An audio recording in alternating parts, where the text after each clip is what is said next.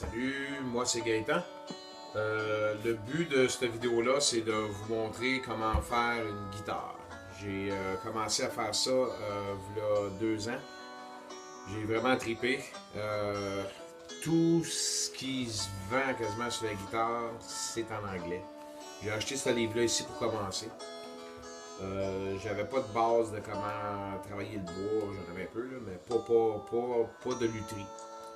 Puis je voulais prendre des cours, puis c'était interminable. Je prenais des cours de 3 ans, puis à l'âge que j'ai, ben, je peux pas arrêter de travailler. Fait que j'ai décidé de me lancer. Puis je dirais que j'ai assez bien réussi. Je vous présente ma première œuvre.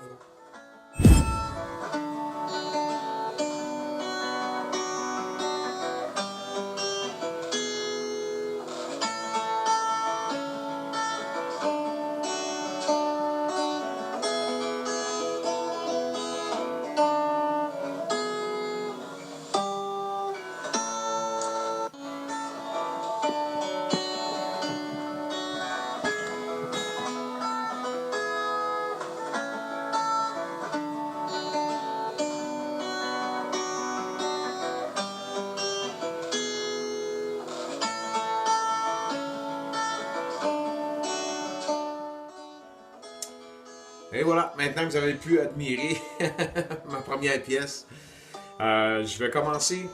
Ça va se passer en étapes. Je vais vous montrer comment faire. Il y a le Solara qui est un outil de travail pour pouvoir fabriquer la guitare. C'est une pièce essentielle. Par la suite, il va y avoir comment fabriquer le manche. Il va y avoir aussi les étapes du caisson, la caisse de résonance. Il y a énormément de calculs. Surtout si quand tu décides de faire toi-même ton manche, les frets, c'est beaucoup du calcul. Il faut être précis. Sinon, le son est off. Puis pas ta guitare et faire du feu avec. Fait que ça va être un peu ça. Fait que je vais essayer de vous guider d'étape en étape. Fait que là, on va commencer par l'étape. Le Solera.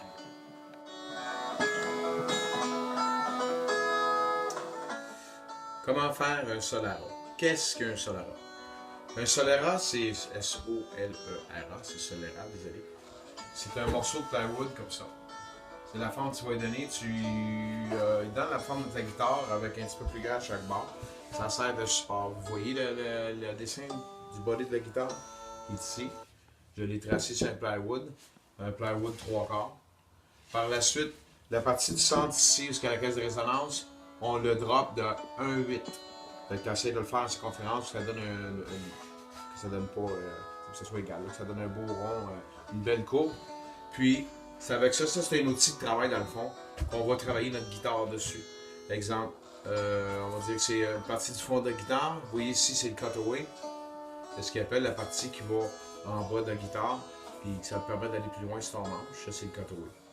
Fait que quand tu travailles le fond de ta guitare, ou même le dessus de ta guitare, c'est que tu mets la partie ici sur ton Solara.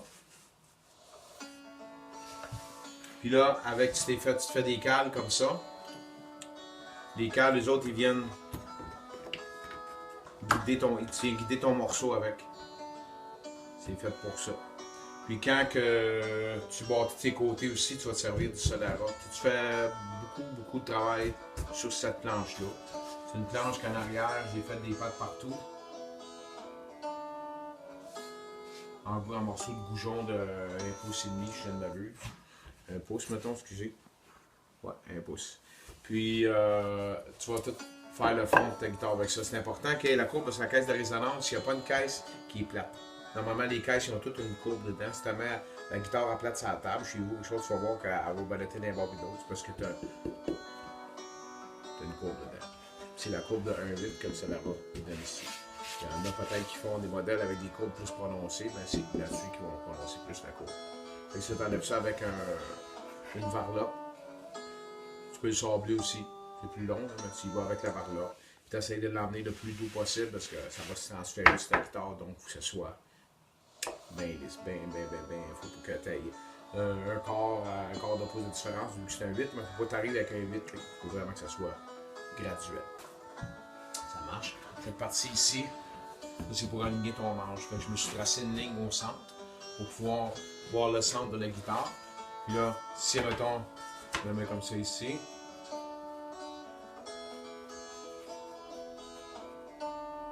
J'arrive avec mon modèle de guitare. Quand je le revire d'abord, j'ai l'autre moitié de la guitare. Fait que, avec cet outil-là, tu peux construire ta guitare au complet. Ça prend ça pour commencer, pas le choix.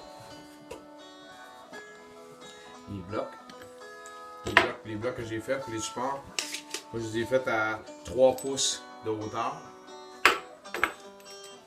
Puis 1 pouce et 3/4 en profondeur. Puis ici, cette partie-là me donne 1 pouce et quart. J'ai 1 pouce et quart, 1 pouce 3/4 par 3 pouces. Des petits blocs. Tu pognes une vis. Tu t'assures qu'elle soit assez longue pour aller pogner en dessous de ton plywood. Comme ça ici.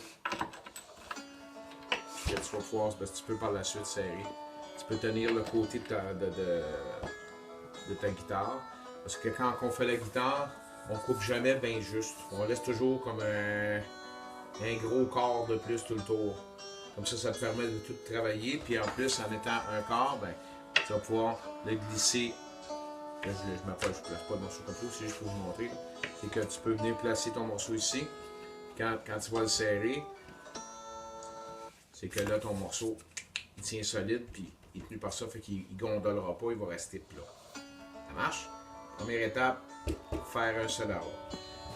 J'ai pris un morceau de plywood de 2 pieds de large, 24 pouces de large. Moi, je l'ai fait sur 3 pieds de long, 36 pouces. C'est 24 par 36. Puis tu